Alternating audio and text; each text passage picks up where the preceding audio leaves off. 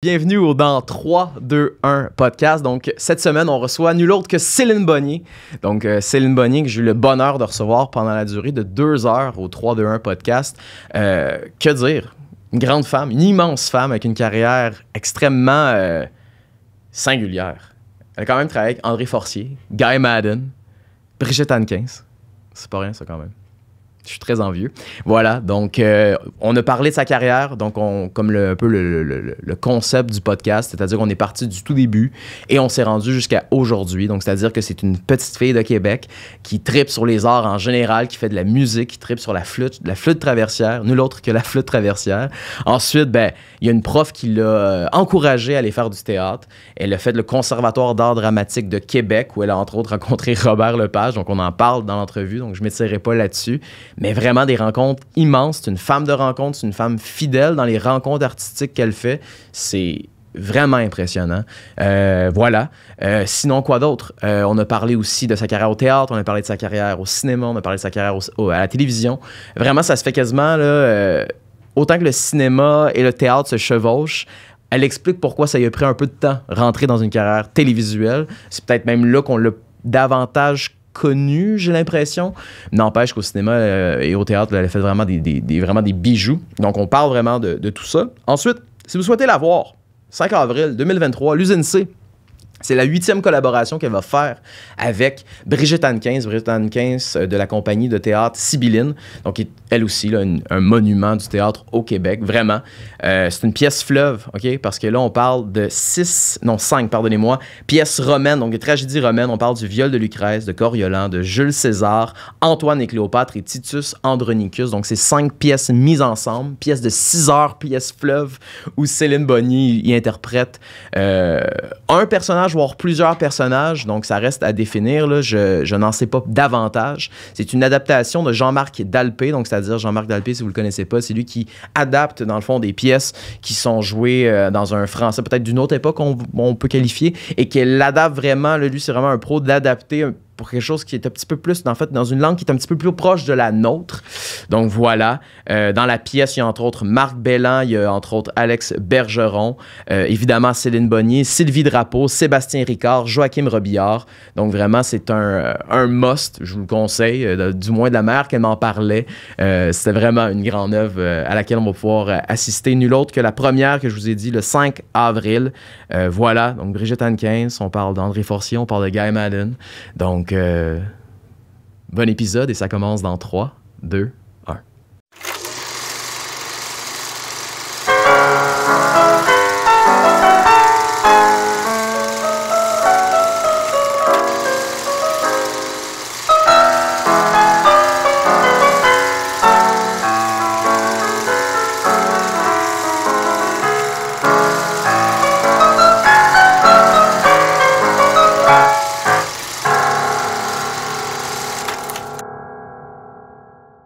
Céline Bonnier, merci énormément d'avoir accepté mon invitation. Merci à toi.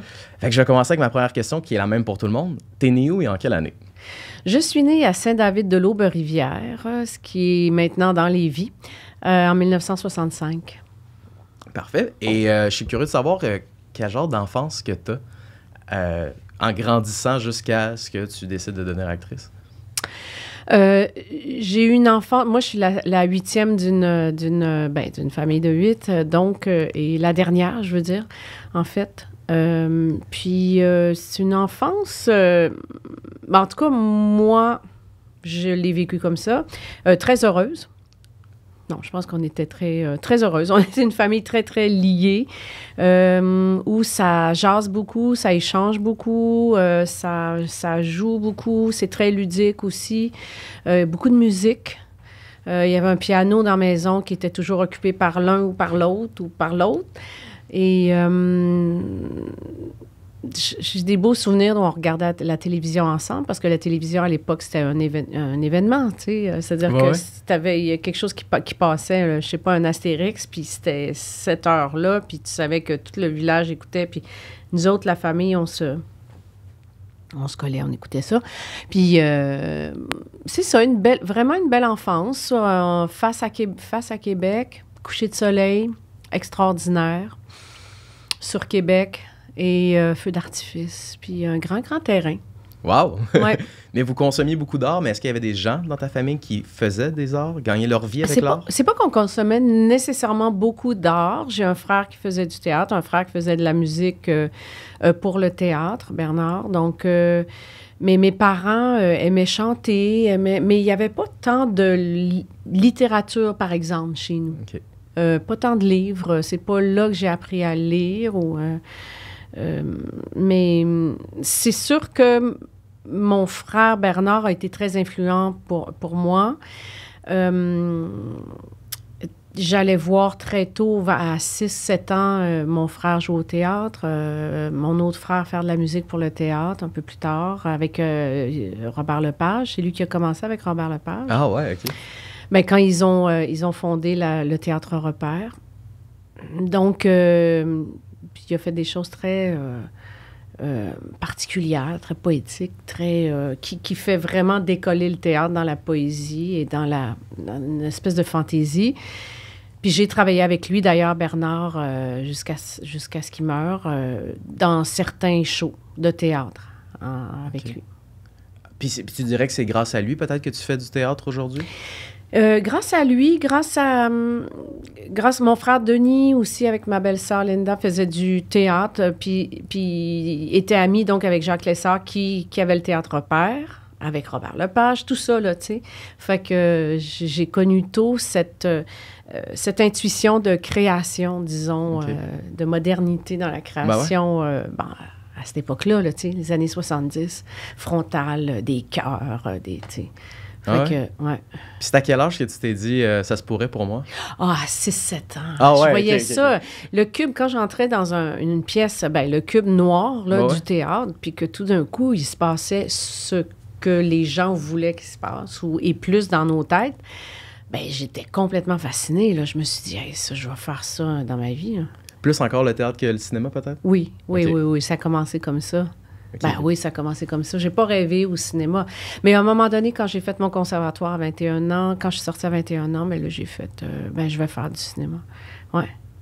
Mais ça, c'est une autre question. Toi, tu as fait le Conservatoire de Québec, c'est ça? Oui. Puis tu es rentré jeune parce que tu as fini à 21 ans? Ouais. C'était-tu 3 ans à l'époque? Ouais, Je sais qu'à un moment donné, oui, École oui, Nat, oui. c'était comme 4 ans. Fait que 18, puis... 19, 20, 21. Ouais, c'est Moi, ça. je t'ai pas chômé. T'as fini quoi, ton secondaire, puis tout de suite après, t'as fait tes Mon auditions, puis t'es cégep. accepté? OK. Tu sais, j'ai fait mon cégep en musique, puis OK. après... Parce que moi, j'étais sûre, c'est comme année... Oui, j'avais décidé à 6 ans d'être comédienne, mais tranquillement, pas vite, j'ai oublié. Puis là, je me suis mis à faire de la musique, puis je me suis dit, je vais être prof de musique. Je vais vivre de musique. Quand tout à coup, au cégep, j'ai un prof de français théâtre. Et je suis juste malheureuse de ne plus me souvenir de son nom, de cette dame qui m'a dit, parce qu'on faisait des petites scènes dans le cours. Puis j'avais fait un UNESCO avec une amie, puis elle m'avait dit, vous savez, il faut que vous fassiez vos auditions au conservatoire. Puis j'ai fait, quel drôle de... Tu sais, je l'ai rencontrée, je me lavais les mains à la salle de bain, tu sais, puis elle me dit ça. Puis elle a changé ma vie, dans le sens qu'elle m'a redirigée. C'est quand même fou, là. C'est pas... Tu sais, c'est juste une question où... Mais insistante, qui insistait sur il faut que tu le fasses, tu sais. Ouais. C'est fou, ces petits moments-là. Elle, pour elle, c'est Moi, je peut-être pensais que ça banal. n'existait pas, ces moments-là. Ouais. Ouais. C'est peut-être banal. C'était peut-être banal pour elle. Je sais pas. Ouais. Puis c'est comment faire une école de théâtre? Comment ça se passe, ce processus-là? Moi, je sais pas toi, mais moi, j'étais jeune. J'avais 18 ans, là, puis j'étais...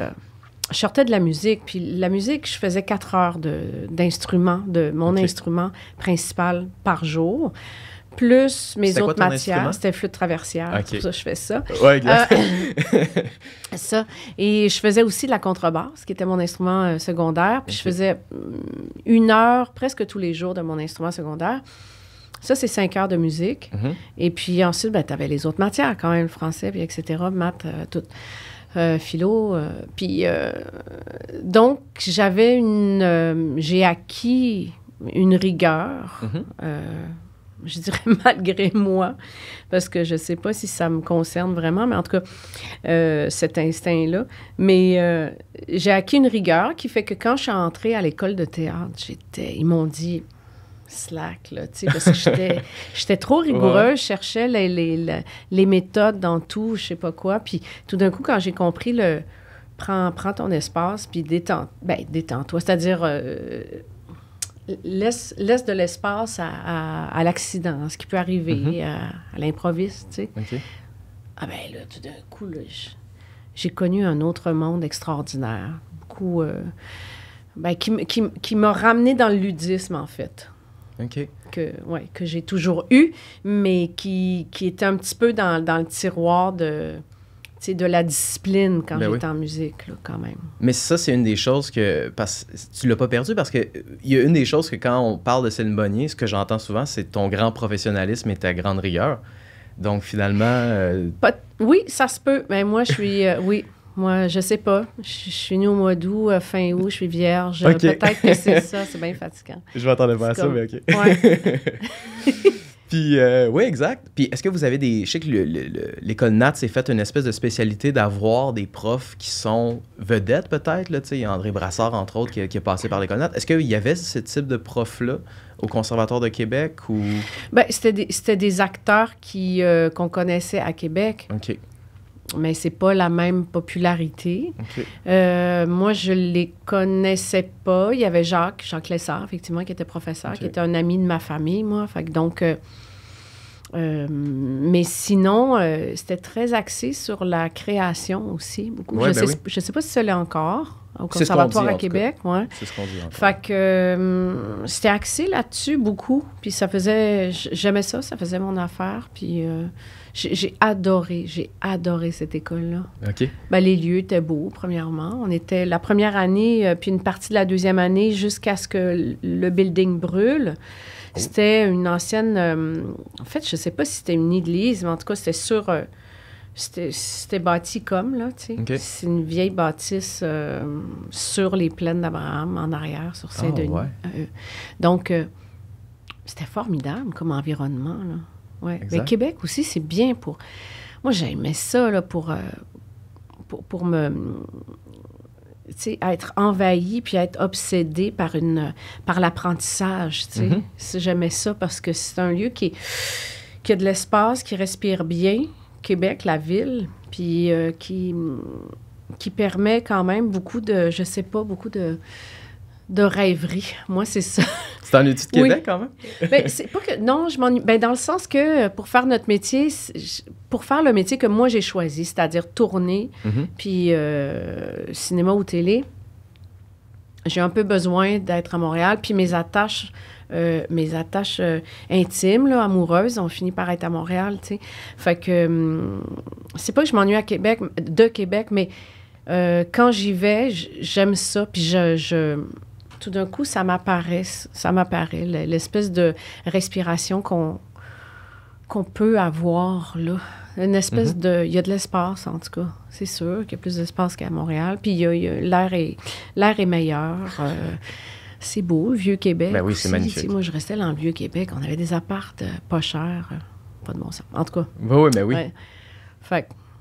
Génial. J'ai aimé ça. J'ai adoré ça. Puis je prends la balle au bon. Quand tu arrives à Montréal, ou y a un moment que tu as dû te dire je dois quitter pour Montréal, ou est-ce que tu as eu un contrat ou une audition à Montréal? Qu'est-ce qui fait que... Ben, ça s'est fait doucement. C'était même pas prémédité tant que ça, dans le sens que je me disais, oui, je vais faire du cinéma, mais je calculais pas. Je suis pas quelqu'un qui... c'est un défaut qui peut être une qualité, mais vice-versa. Mais j'arrive pas à calculer vraiment... je vais faire 4 ans, puis je vais parler à telle personne pour me rendre là, mais les circonstances ont fait que je pense qu'après 4 ans ou 5 ans à Québec, de faire quand même pas mal de théâtre, que j'adorais, beaucoup avec le Théâtre Repère aussi, puis au Trident, tout d'un coup, j'ai connu... Ah, c'est ça, par Robert, son assistant Jean-Frédéric Messier, qui est devenu... mon chum à ce moment-là. Fait que, donc, je suis allée à un moment donné à Montréal, quand tout à coup, j'ai passé des auditions, puis là, j'ai eu un rôle, tu sais, avec Charles Binamé dans Blanche. Okay. Fait que j'ai commencé à transporter des valises, puis je me suis installée, tu sais. Mais c'est ça. Puis, fait que la première personne qui t'a donné une chance, c'est Robert Lepage? Attends une minute. C'est ça, c'est quand même quelque chose, là. Ben, c'est-à-dire qu'au théâtre, non. Moi, j'ai commencé au théâtre pas avec Robert, parce que j'ai commencé en... Tu vois, je suis sortie en 87, j'ai joué avec Robert en 90. OK. Puis avant, j'ai fait... c'est ça, j'ai joué au Trident, donc avec Serge Denoncourt, un petit rôle, une couple de petits rôles. Puis, mais avec le Théâtre Repère, avec Jacques Lessard, on faisait des Ionesco, puis avec mon frère, puis c'était extraordinaire. Puis vraiment des beaux shows. Puis ensuite, en 90, là, j'ai travaillé avec Robert, Roméo Juliette. OK. Oui. Wow. Qu'on a fait dans l'Ouest, oui. Wow. Puis en 90, c'est aussi le moment où tu commences, où vous fondez la compagnie Momentum, mais ça, c'est à Montréal. Momentum, oui, c'est Jean-Frédéric Messier l'a fondé en 90 avec Marcel Pomerleau puis Dominique Leduc. Puis moi, je suis arrivée dans la vie de Jean-Fred, je te dirais, en 92, peut-être, là. Non, 11. Okay. 91, donc j'ai rejoint Momentum peut-être en 92, effectivement, 12-13, pour remplacer quelqu'un, Sylvie Moreau, dans un show. Puis là, je suis restée dans Momentum. Wow! Puis c'était quoi c'est quoi cette compagnie-là? C'est quoi la mission de cette compagnie-là? Qui est dedans? Jean-Frédéric a commencé par écrire son propre texte. Ils ont fait de la tournée avec ça. Et ensuite, ben il nous a engagés pour faire un show assez flyé à Denise Pelletier. Puis ensuite, il nous a invités juste avant les années 2000. Ben là, je saute des bons parce qu'on a fait des gros shows in situ, là, des shows à la bibliothèque Dawson avant qu'elle soit les archives maintenant. Mais c'était un lieu fabuleux où on a fait Helter Skelter, où tout le public était debout, puis on faisait des scènes dans le monde, on faisait des scènes un peu partout, dans plusieurs étages, là. Et puis, donc, on a fait des shows beaucoup in situ, mais c'est ça, c'est qu'en je ne sais plus en quelle année, la fin des années 90, il nous a proposé de partager un peu la direction artistique d'une certaine façon, c'est-à-dire toute la structure, en fait, nous était maintenant disponible. Puis, il a décidé de choisir et où garder les gens avec qui il avait fait les derniers shows. Fait on s'est retrouvés 9. Fait on s'appelait l'œuf de Momentum. Donc, il y avait 9 personnes qui sont pas mal tous acteurs, sauf Jean-Frédéric, qui pouvaient monter des shows selon les désirs de chacun, à peu près, tu sais. Ouais. Fait que on se disait, ben moi, dans 2 ans, j'aimerais ça. Moi, j'ai quelque chose dans 3 ans. Puis on essayait toujours d'avoir du monde de Momentum, naturellement, dans le show. Mais c'était surtout... c'était un réflexe, c'était pas une volonté. C'est parce qu'on s'aimait bien, puis on s'inspirait. Fait que on a fait beaucoup de shows in situ. D'ailleurs, Jean-Frédéric Messier, il a écrit un livre sur ça, l'espace plein, en fait. Sur l'in situ, puis sur l'histoire de Momentum, qui est extraordinaire. Ben, c'est sûr que je l'ai lu. C'est une belle histoire, oui. C'est une belle histoire, puis c'est une belle... c'est quelqu'un qui réfléchit beaucoup sur le théâtre, Jean-Frédéric, puis comment le faire et le refaire, le déconstruire et le reconstruire. Fait que c'était vraiment une belle époque, ça. On est encore proches, comme une famille encore bien liée. On se voit moins, mais... La compagnie, est-ce qu'elle existe encore? Je te dirais que non, pas vraiment. Le nom existe encore. Tu peux encore trouver on a un site, quand même. Ben oui, j'ai vu des photos, ça a l'air flyé, ce que vous faisiez. Le plus possible. Puis, en fait, c'est ça. C'est de faire vivre une expérience aussi aux gens qui venaient voir les shows. Donc, c'est dans des endroits un peu comme dans un cimetière ou dans je sais pas, un hôpital psychiatrique. J'ai fait ça, moi, abandonné. Ou, tu sais, ouais. Génial. Et c'est en fait, moi, le premier rôle qui m'a marqué dans ta filmographie, j'ai fait, il faut absolument que je lui parle de ça, c'est Manon Manta, quand tu fais si ma mémoire est bonne, 94, Le Vent du Wyoming. Moi, c'est un de mes films préférés, pas juste au Québec, genre à travers le monde. Là. C'est un film extraordinaire. Ouais. Il y a François Cluzet aussi qui joue dedans. Oui. Ça, je m'attendais pas à ça. Oui. Tu vois, ben oui. Marc-André l'appelait maudit Français. Ah oui, si tu veux. Mais tu vois, mais oui, ça, c'est une autre question, en fait. Comment ça fonctionne? Est-ce que tu t'auditionnes pour ce rôle-là? Est-ce que c'est Marc-André Forcier? Oui, Marc-André. OK. Fait que... avant, il s'appelait André, mais son vrai nom, c'est Marc-André Forcier. Puis, oui, c'est une première audition que j'ai faite. Et si je ne m'abuse, oui, c'est ça, c'est le premier film. C'est-à-dire que c'est-à-dire qu'avec... j'ai joué dans Les Plaques tectoniques avec Robert Lepage, là, un show de théâtre. Qu'on a tourné pas mal en Europe. Puis, il y a eu un film avec ça. Fait que ça serait le premier film, disons, le premier film que j'ai fait. Puis ensuite, il y a eu ça, Marc-André Forcier. J'ai fait une audition pour lui, puis ça a marché. Ça a l'air yori. Ça a l'air yori. Yori. Je faisais toujours la même affaire, même inflexion à la même place, puis il riait. Fait qu'il disait, elle est bonne, d'où c'est qu'elle vient, elle. Fait que ça a été ça. Wow! Puis j'allais dire, moi, c'est un de mes films préférés, c'est un film extraordinaire, mais j'allais dire, vous avez travaillé quoi, 5 fois ensemble? Sur 5 films? Je pense que oui, hein? Ouais, c'est fou, ça. Puis comment votre relation a évolué? Parce que j'imagine que par le temps que tu fasses ta première audition, puis que vous vous connaissez pas, puis il y a peut-être de la timidité. Puis là, quand il fait en 2016... appelle-moi comme tu m'aimes. Embrasse-moi comme tu m'aimes. Oui, embrasse-moi comme tu m'aimes, voilà. Il y a du temps qui s'est écoulé, fait qu'il y a une relation qui a dû évoluer. Il est comment, Marc-André Forcier, puis quel genre de relation tu as avec lui dans le travail? Écoute, pourtant, quand j'étais petite, j'étais peut-être gênée, mais à partir du moment où je travaille avec les gens, je le suis pas tant. Puis je vais donner mon opinion. Mais en fait, ça, là, je pense que ça vient de Québec. Moi, de mon travail à Québec, puis de ce que j'ai...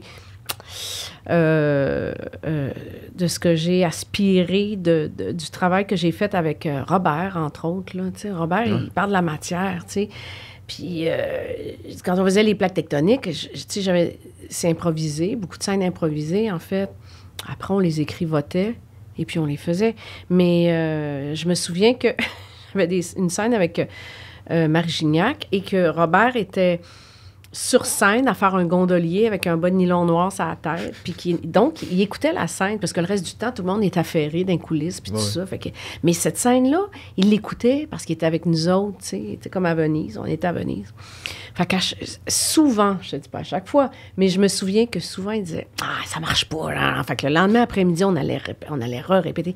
Puis je me souviens qu'avec, tu sais, puis il disait « Voyons, c'est bien pas bon, ça. » Puis ça, puis on se sentait jamais... C'était la matière. On parlait de la matière. Fait qu'il n'y avait pas... D'égo. En tout cas, on parlait pas des... Je sais pas, les égos étaient, je sais pas dans les jambes ou... tu sais. Fait que on dirait que j'ai appris comme ça, ou avec Jacques aussi, on faisait de l'improvisation beaucoup, tu sais, de la création. Fait que j'ai appris à parler de... en tout cas, à m'adresser à la matière, tu sais. Après, j'ai appris à faire attention. Parce que, oui, j'ai blessé des gens après, c'est sûr, j'ai blessé des gens. Ouais. Oui, parce que je pensais que, mais moi, j'avais 21 ans, mais tu sais, comme si j'avais 4 ans et demi, genre très naïve. Je pensais que tout le monde parlait comme ça, puis tout le monde fonctionnait comme ça, puis tout le monde était paré de la même façon à ce qu'on parle de leur matière ou de la matière qu'on travaillait ensemble. Mais non, il faut faire attention aux gens. Mais tu sais, c'est pas que je faisais pas attention, mais je pense que j'étais pas consciente. J'étais pas consciente de comment je m'adressais. Et donc, avec Marc-André, ça a été, je sais pas, beaucoup de ludisme aussi avec Marc-André, mais très rigoureux sur son texte. C'est-à-dire, tu changes pas une virgule. Ah ouais, OK. En même temps, je comprends. J'ai pas envie de changer son texte parce que c'est quelque chose qui se dit pas. C'est pas réaliste. Bien sûr. La plupart du temps, c'est comme un peu... pimpé de poésie de scande. Il scande des fois au son, là, tu sais. Fait que c'est une écriture plus précise, qui demande un autre genre de rigueur, en tout cas. Et donc, moi, ça, j'adore ça. Tu sais, le mix de rigueur puis de complètement folie un peu ludique, flyée. Fait que puis j'ai toujours trouvé que je me retrouvais dans un univers avec Marc-André très proche du théâtre. Oui. Ouais. Ben oui. Et on n'a pas 1000, des Marc-André. Non, il n'y en a pas 1000. Même à travers le monde, là. Non. Peut-être que je me trompe, puis c'est peut-être juste moi qui ai fait un amalgame de choses, mais je crois que quelqu'un, ou même Fellini, l'avait vu à Cannes et lui avait dit « On est frères ». Ce qu'on fait, c'est dans la même zone, c'est la même bulle, c'est le même univers. C'est quand même vrai, tu sais. Je savais pas cette anecdote, mais effectivement, tu aurais... Oui. Fait qu'il y a vraiment ça. C'est... Oui, vraiment. Puis, comment sur un plateau? C'est-tu quelqu'un de timide? C'est-tu quelqu'un, au contraire, que Il est-tu aussi poétique que ses textes ou il est plus cash que, mettons, ses textes? Des fois, il est très, très, très tranquille. Ça dépend de son état. Ça dépend de son état le matin, l'après-midi. Ça change tout le temps. Ou c'est quelqu'un qui peut être très tranquille, mais en même temps, il va t'indiquer la scène en courant avec toi, à côté de toi, pendant que tu l'as... Puis je me souviens, pas qu'il m'imitait moi, mais qu'il faisait le personnage. Mais tu sais, il parlait comme ça. Puis là, il courait, puis tu sais, il vagabondait. Mais en même temps, tu peux lui proposer beaucoup de choses. Il adore ça. Fait que des fois, il est très tranquille, puis des fois moins. Ouais. Mais des fois moins. Il pogne-tu les nerfs? Oui, ça peut être une petite tempête. C'est un feu, là, tu sais, Marc-André Forcier, mais c'est un feu qui, des fois, je sais pas, moi, se tient à l'eau, puis, mais à un moment donné, ça peut grossir, ce feu-là. Ben oui. Puis je me pose, en fait, ça venait comme ça, mais est-ce que tu es quelqu'un qui propose beaucoup sur un plateau? Est-ce que tu es plus du genre à faire une proposition concrète, à en parler beaucoup avant un tournage?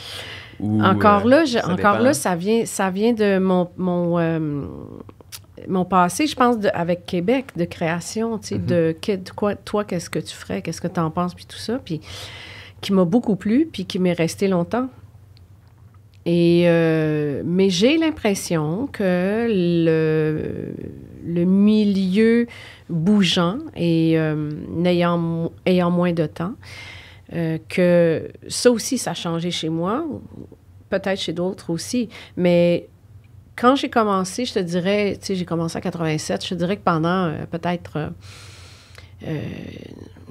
15-20 ans, j'avais l'impression, je pense que je proposais beaucoup. Je pense que oui, je sais qu'avec Forcier, en tout cas, oui, tu sais, je me roulais sur le lit, puis tout ça, puis il n'avait pas prévu, puis là, il fait ça drôle. Fait que, tu sais, il m'encourageait aussi, puis j'ai commencé avec lui, on fait le cinéma, tu sais. Mais avec Robert, c'était ça, ça serait quoi la scène? On va parler, il dit, je veux qu'on parle de ça un peu. Fait que là, tu allais fouiller dans, je sais pas, cette histoire-là, puis tu y ramenais une impro, puis... Tu sais, fait que tu développais des choses devant les créateurs, puis c'était des créateurs... Tu sais, Robert, il canalise vraiment bien, là, tu sais, puis il va chercher le petit bijou, là, que parmi la folie de n'importe quoi que tu y donnes. Puis ce qu'il a besoin pour la structure, bien, Marc-André aussi, quand tu pouvais, tu sais, proposer beaucoup, je pense que tu peux encore, là, tu sais... mais ce réflexe-là, je me demande, je trouve que c'est une bonne question parce que je me demande s'il n'est pas un petit peu freiné. Parce que maintenant, les réalisateurs, on leur demande d'être vraiment prêts, d'avoir une mise en place, même pour les films, la plupart du temps, mais une mise en place vraiment décidée d'avance. Moi, je connaissais pas ça. Quand tout à coup, tranquillement, pas vite, c'est arrivé, tu sais. Peut-être qu'en télé, ça a toujours été ça, mais moi, j'ai refusé de faire de la télé longtemps, jusqu'à 40, là, jusqu'à Unité 9, là, genre. OK. J'avais des principes, j'avais plus de principes avant. Puis, fait que peut-être qu'en télé, ça a toujours été ça. Mais moi, j'ai toujours travaillé en proposant beaucoup. Tranquillement, pas vite, ça change. On a peut-être moins de temps. Ouais. Tu proposes, mais... faut que ça soit plus rapide. Là. Ouais. Ben, tu sais, j'ai appris ça l'autre jour d'un ami. Hitchcock, à ce qui paraît, faisait tellement bien sa mise en place. Tout était déjà fait. Fait que t'avais juste à l'acteur à venir, se positionner, faire la phrase. Puis il pouvait même aller manger au coin de la rue parce que tout est déjà placé. Ben, ça se peut, ouais. Fait qu'il y a peut-être de ça là-dedans aussi, que si tu arrives, tu proposes, tu fais finalement, je pense à ça, cette scène-là, je serais peut-être un genou au sol, puis ben non, là, c'est sûr que si on fait ça, il faut que je change mon cadrage, l'éclairage. On n'a pas le temps, on va... Ouais, c'est ça. Fait que la demande, tu sais, c'est sûr qu'Hitchcock, je te dirais, peut-être qu'il a pris 4-5 ans à penser à son affaire, puis tout ça. Mais non, mais on a des super metteurs en scène et réalisateurs ici, tu sais. Mais peut-être qu'ils n'ont pas le tant que ça, parce qu'on sait à la dernière minute qu'on va tourner dans 6 mois, tu sais. Fait en tout cas. Mais je parle de moi. Disons que mon réflexe a changé. Je comprends. Ouais. Puis là, tu vois, ça, c'est un spectacle que j'ai pas vu, mais je prends la balle au bon parce que je pense que ça se passe dans un cimetière. Peut-être que c'est moi qui se trompe, mais c'est Danny Boudreau, que j'ai reçu ici, qui m'a dit, il faut que tu lui parles de la fête des morts. Ouais, c'est ça. 2003. Dans un cimetière. C'est quoi ça, la fête des morts? Ben c'est ça, c'est qu'à un moment donné... Ben, comme Jean-Frédéric dans Momentum, Jean-Frédéric nous proposait de faire des shows, tu sais. Puis on s'est mis à faire beaucoup de shows in situ, justement, dans les années 90, puis on continuait là-dessus. À un moment donné, quelqu'un proposait à Momentum, ça vous tente-tu de faire un show La Fête des Morts? Puis Nathalie Claude et moi... C'est sûr qu'on a sauté sur l'idée. Puis, en commençant à travailler avec cette dame, elle a fait... moi, j'ai pas le temps, mais faites-le, bonne chance, puis tout ça. Fait que c'était vraiment une idée comme ça. Puis, là, on est parti avec ça, puis on faisait un show dans un cimetière. Alors, on conviait à peu près 80 personnes, ce qui rentre dans un autobus. Et puis, on leur donnait un rendez-vous en quelque part parce qu'on s'est rendu compte que pour éviter que... pour contrôler... les gens qui viendraient peut-être en sachant que, ça a l'air qu'il y a un show là. Puis, on s'est dit, vous ne saurez pas où on va. Fait qu'on va juste vous prendre en autobus, tu sais, juste pour contrôler la patente. Ben oui. Puis aussi 80, là, à promener dans un cimetière. Moi, je faisais une guide. Puis, je jouais un peu un personnage, là. Ouais. Puis, une Mexicaine un peu flyée qui venait du Lac-Saint-Jean. C'était pas clair, mon accent. Vraiment pas clair. Mais, pardon, puis... donc, c'est ça se passait dans le cimetière, puis on a fait des faut que je boive. Il n'y a pas de stress. Puis juste vite, c'est toi qui l'écris? Avec... c'est plutôt collectif. OK. On a proposé une structure, on a proposé une façon de faire, et chacun gérait son texte. Mais on pouvait réécrire s'il y en a qui avaient moins d'idées, tu sais. Mais on était quand même assez précis sur ce qu'on pensait, ce qu'on avait envie de voir. Ah oui. Et donc, on avait aussi une structure de trajet parce qu'on se promenait dans le cimetière. Ça a été une grande expérience parce que, mais pas que pour nous, mais pour beaucoup de gens dans le public nous disaient, ça réveillait en eux soit des peurs, la peur de la mort, la peur du lieu qui parle de la mort, la peur d'en entendre parler, tout ça. Mais c'était plutôt festif. C'était pas que festif, mais c'était poétique et festif. Donc, ça permettait aux gens, je pense, à certains publics d'être capables de marcher dans un cimetière le soir, la nuit, avec des gens en silence, puis ça, c'est ce que certaines personnes nous disaient, là, tu sais, d'avoir une relation autre avec la mort, vraiment. Mais on a eu des affaires, des histoires très étrange. Une fille à Québec, on est allé le faire à Québec, puis une fille arrive au cimetière, puis elle ne savait pas qu'est-ce qu'elle venait voir. C'est juste que sa mère était décédée. Elle sortait, je ne sais pas si c'était la veille, mais des funérailles de sa mère, ou quelque chose de genre. Puis son ami dit, on va aller voir un show. Puis elle arrive dans un cimetière, mais au cimetière où sa mère est enterrée. Et un personnage...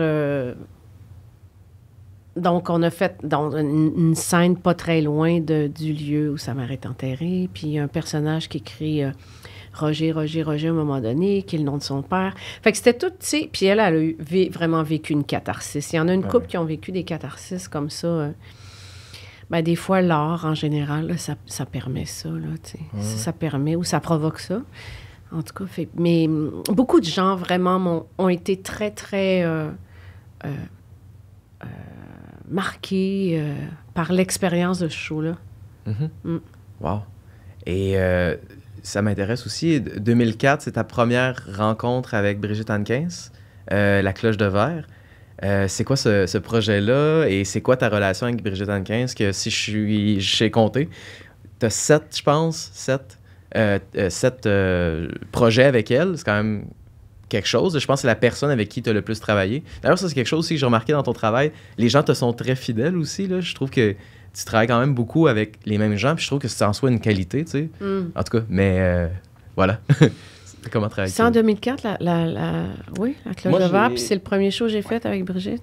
Ça se pourrait que je me trompe. Est-ce que Non, est-ce que j'ai pas fait Hamlet Machine? On n'a pas fait Hamlet Machine avant. Ça se pourrait. Je sais que vous avez fait Hamlet Machine, mais de là à dire que c'est le premier show, ça se pourrait. Je suis mêlée dans mes années. Mais sinon, je fais une intro, fait que j'irai le regoogler. Oui. Puis je le dirai comme ça. Et donc, la question, c'est... Oui, la question, c'est comment travailler avec Brigitte. Et c'était quoi le projet La Cloche de Verre? Ben, La Cloche de Verre, c'était un solo sur l'œuvre de Sylvia Plath et sur sur un roman qu'elle a écrit, Sylvia Plath en particulier, qui est La Cloche de Verre. Je pense que c'est La Cloche de... Je sais pas comment ils l'ont traduit, eux. Mais nous, on l'a appelé La Cloche de Verre. Puis c'est sur ce roman-là qui raconte, en fait, pas mal un peu sa vie, des réflexions de Sylvia Plath. Et puis, on sait qu'elle s'est suicidée à la fin de... qu'elle s'est suicidée à 30... Je pense qu'elle avait 30 ans, là. Oui. C'est ça. Par le four, le gaz du four. Fait que... donc, ça a été naturellement une expérience intense. Ouais. Un solo sur... un peu sur la dépression quand même, là, tu sais, sur ce qui mène à ce geste-là. Et avec quand même de l'humour parce que Sylvia Plath arrivait à en avoir quand même. Ou à mettre de la lumière sur des passages qui pouvaient être finalement humoristiques, mais plus légers, disons. Ce serait plus juste de dire ça. Et donc, ça a été... c'est un laboratoire extraordinaire pour un acteur, une actrice, là, de faire un solo, premièrement. Fait que c'est un solo d'une heure 3/4, quand même. Ouais. Fait que ça a été une expérience vraiment importante. On l'a joué quand même 87 fois. On l'a joué à Montréal, Québec, Montréal, puis ensuite on est parti en France. Et voilà. Mais je t'avoue que après la dernière représentation, j'avais besoin d'arrêter. Oui, mais c'est quand même intense. Ça doit être impossible de ne pas ramener ça chez soi, là. Mais c'est qu'aussi, tu sais, un solo d'une heure 3/4, je mangeais les choses qui m'aidaient à garder mon énergie. Je buvais pas, puis ça, c'est pas grave, c'est formidable, mais quand même, j'étais pas dans la fête non plus. Je comprends. De l'événement. Fait que je surveillais mes heures de sommeil. Fait que c'était un peu monacal, puis...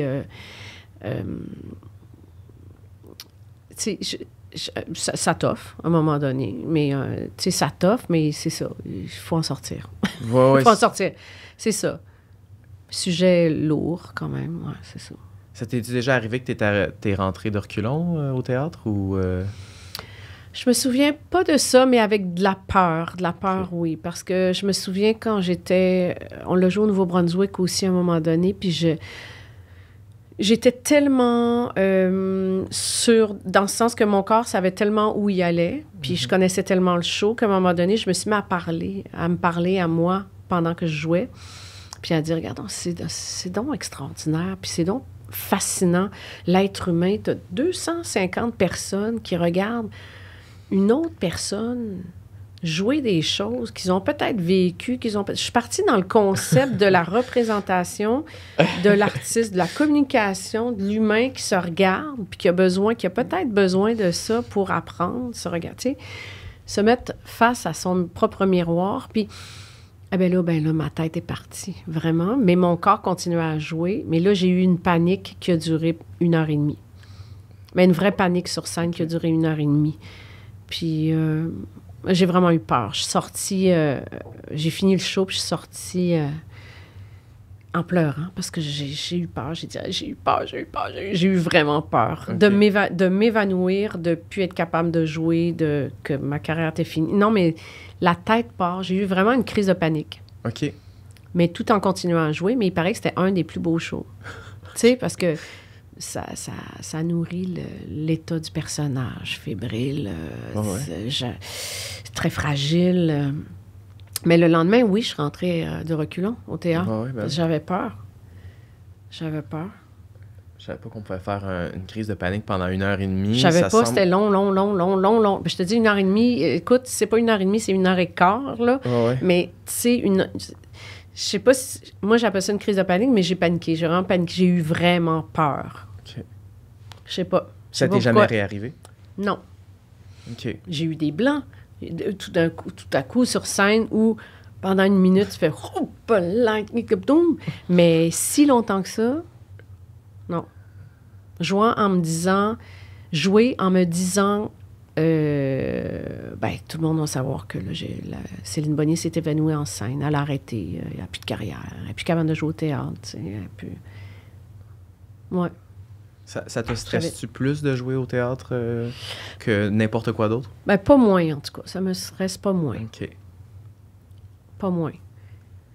Mais j'imagine que quand tu sors d'1h45 avec ce type de demande sur le corps, au niveau émotionnel, ça va être vraiment hypothéquant. J'imagine que tu dois te sentir vraiment le reste... c'est un peu plus simple, peut-être, là. C'est ça, je me disais. À un moment donné, t'oublies. C'est ça qui est beau de l'être humain. Il oublie même qu'il est capable de le faire anyway, tu sais. Fait que c'est ça, le stress embarque tout le temps, de toute façon, aux premières. Puis certains soirs, tu sais. Ouais. Puis c'est quand ta première rencontre avec Brigitte? Je l'appelle Brigitte comme je la connaissais, mais c'est quand la première fois qu'elle te rencontre, ou est-ce que c'est en audition? Est-ce qu'elle t'a vu jouer au théâtre puis elle s'est dit « Ah, elle est formidable, je suis persuadée qu'elle pourrait faire La Cloche de Verre » ou Hamlet Machine, peu importe c'est lequel le premier. Oui, c'est ça, je pense qu'on n'a pas commencé par La Cloche de Verre.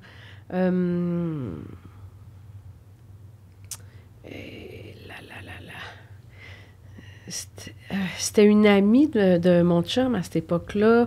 Donc, je l'ai rencontrée en dehors, en fait, du milieu d'un show. Puis probablement, je sais, écoute, je me rappelle pas, probablement qu'elle m'a vu jouer. Puis que ça a été... puis qu'elle m'a demandé pour jouer dans... Hey, là, c'est quoi le premier show qu'on a fait? Je suis vraiment blanc. Mais c'est peut-être Hamlet Machine. Oh, je suis pas sûre. Non, parce qu'Hamlet Machine, c'était en même temps à peu près que Délivrez-moi. Ouais, c'est ça. Fait que... j'ai fait La Cloche avant. Bon.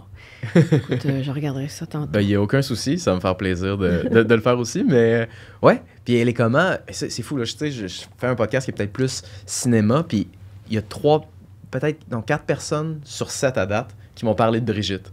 Fait qu'il doit y avoir quelque chose autour de Brigitte Hankins, mais elle est comment dans le travail? Est-ce que c'est quelqu'un de très rigide? Est-ce que c'est quelqu'un, au contraire, de plus mollo qu'on pense?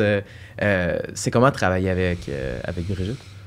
Il n'y a pas de rigidité. Ça, je vois pas ça. Je vois de la rigueur et de la passion, en tout cas. Okay. C'est vraiment toute sa vie, le théâtre.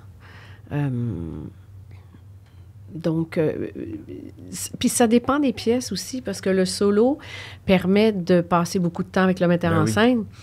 Puis là, j'étais dirigée au quart de tour, je dirais. C'est le souvenir que j'ai.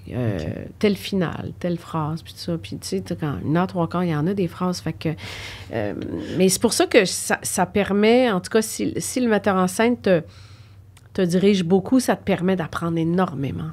Fait qu'avec Brigitte, c'est ça, ça a été j'ai appris beaucoup, là, tu sais, parce qu'elle me dirigeait beaucoup, beaucoup au quart de tour. Tel geste. Puis il n'y avait pas de scorie au corps non plus. Elle ne permettait pas ça dans ce show-là. Il y a d'autres shows qui sont plus... je ne vais pas dire plus slack parce que c'est pas le bon terme nécessairement, mais qui pour elle, n'ont pas besoin de la même rigueur ou de la même... Pas de la même rigueur, mais pas besoin du même langage aussi chorégraphié, je veux dire. Je comprends. C'est ça, je veux dire. Est-ce qu'elle travaille quasiment comme une peinture? C'est-à-dire que ce geste-là, un geste peut la tanner ou il y a quelque chose qui... Tu te dépossèdes un peu de peut-être des tics qu'on peut avoir. Tu sais. Moi, j'ai certains tics où je me gosse après le doigt. Puis dans ce show-là d'1h45, ça marcherait peut-être moins. Ça marcherait pas là-dedans, effectivement, mais peut-être dans un autre show aussi. Mais elle a des instincts. Elle travaille beaucoup par instinct, naturellement. Puis quand elle sait pas... à chaque fois qu'on commence une pièce, elle dit « Je sais pas quoi faire ». Et puis, ben là, elle m'a dit, il me semble que je verrais ça. Fait que c'est soit un genre de geste, comme en peinture, là, impressionniste un peu, puis qu'on le définit à force de le bouger pour elle, ou une énergie, une intention. OK. Puis là, ben c'est ça, à force de bouger, on trouve ce qu'elle veut, ce qui marche. OK. Puis elle va toujours dire, c'est pas que ça, c'est mauvais, mais c'est que ça marche pas dans cet espace-là de ce show-là, là, de ce langage-là de show. Là. Le travail est toujours très physique avec elle? Est-ce que c'est vraiment par le corps qu'elle travaille ou c'est peut-être pas plus... nécessairement. Non, pas nécessairement. Elle est très près du texte quand même. Alors, mais elle aime que ça soit physique, que le physique rentre à un moment donné. Oui. OK. Génial. Et la même année, tu fais Monica la mitraille. Je suis curieux de savoir comment tu as l'audition. Est-ce qu'on se prépare de la même manière quand c'est une personne qui a déjà existé? Que d'ailleurs, je l'ai réécouté, ça n'a pas pris une ride, là, c'est extraordinaire comme film. Là, fait que je suis curieux de savoir comment toi tu l'as vécu de l'intérieur, ce film-là. Comment fonctionne le oui, c'est processus? ça, je l'ai fait en même temps à peu près que La Cloche de Verre. Puis c'est ça, je disais que La Cloche de Verre, elle implose. Non, c'est ça. C'est ça que tu disais? Hein? Oui, excuse-moi, Ouais, je t'ai coupé. J'avais comme une autre question, mais je savais pas. Pardon. Il n'y a pas de souci. Mais tu disais par rapport à La Cloche de Verre? Non, c'est ça, je disais que dans La Cloche de Verre, je jouais quelqu'un qui implosait, puis Monica la mitraille, c'est le contraire. Elle explose, elle. Oui. C'est tout ce que je voulais dire, oui. Là, je comprends, excuse-moi. Ouais. Super, OK. Puis comment tu as eu cette audition-là? Ben moi, je connaissais Pierre Houle. OK. Et les producteurs me connaissaient aussi, puis parce que j'avais joué dans Blanche, puis c'est les mêmes producteurs. Puis donc, ils me l'ont proposé, mais j'avais 37 ans, je pense, ou 36, 37, quand je l'ai tourné. Mais je disais à Pierre Houle, je pense que je suis trop vieille parce qu'elle a été tuée à 27 ans. Donc, moi, je me disais, je suis trop vieille, fait que je vais voir, faire des auditions, va voir ailleurs, puis tout ça, tu sais, mais c'était pas... c'était réel, je me sentais vraiment trop vieille pour la faire. Je me disais, me semble que c'est pas mes souliers. Mais tu sais, j'avais des principes. Maintenant, je ferais, oui, je vais la faire, certainement. Mais je sais pas, on dirait que jusqu'à 40 ans, j'ai eu des principes là, assez... Tu sais, je me disais à un moment donné, quand j'ai commencé ma carrière, je faisais beaucoup de femmes au cinéma ou à télé qui buvaient, maganées, rough. Non? Puis à un moment donné, j'ai fait, je dois arrêter. Tu sais, à un moment donné, j'ai comme un peu essayé de contrôler ça, tu sais, puis j'avais des principes. Je ne ferai pas de télé, parce que je ne veux pas rentrer en studio. Je sens que c'est pas assez vivant pour moi. Je ne veux pas rentrer en studio tous les matins. Non. Après, je l'ai fait, puis j'ai compris c'était quoi. Tu peux jouer avec ça, là, tu sais. Mais donc, parmi mes principes, il y avait ça, à un moment donné, que j'ai fait. Je le sens pas. Pour vrai, je le sens pas. Je me sens trop vieille. Je n'aurais pas on dirait la fraîcheur de cette femme-là qui avait du dark en elle, qui avait beaucoup de force, beaucoup de punk en elle, tu sais. Et, en tout cas, ils sont revenus vers moi, convaincus de la chose. Fait que j'étais contente. J'ai fait OK de bord, tu sais, parce qu'ils sont venus vers moi une fois. J'ai fait non, retourne. Retourne, tu sais. Ils faisaient bien ce qu'ils voulaient, là, tu sais. Fait que finalement, c'est ça. Fait que j'ai pas fait d'audition, là. OK. Ouais. Fait qu'ils t'ont donné comme ça. Ouais. Wow! Extraordinaire! Ouais. Fait que j'avais 37 ans, je me trouvais vieille, mais regarde, on l'a fait. Mais puis ça fonctionne sans bon sens, là. Je veux dire, est-ce que tu serais même prêt à dire que ça a été... Non, je pense que non. J'allais dire ton break au cinéma, mais pas du tout. Tu avais fait d'autres choses avant qui avaient été tout autant marquants, là. Le Sphinx, c'est avant, me semble?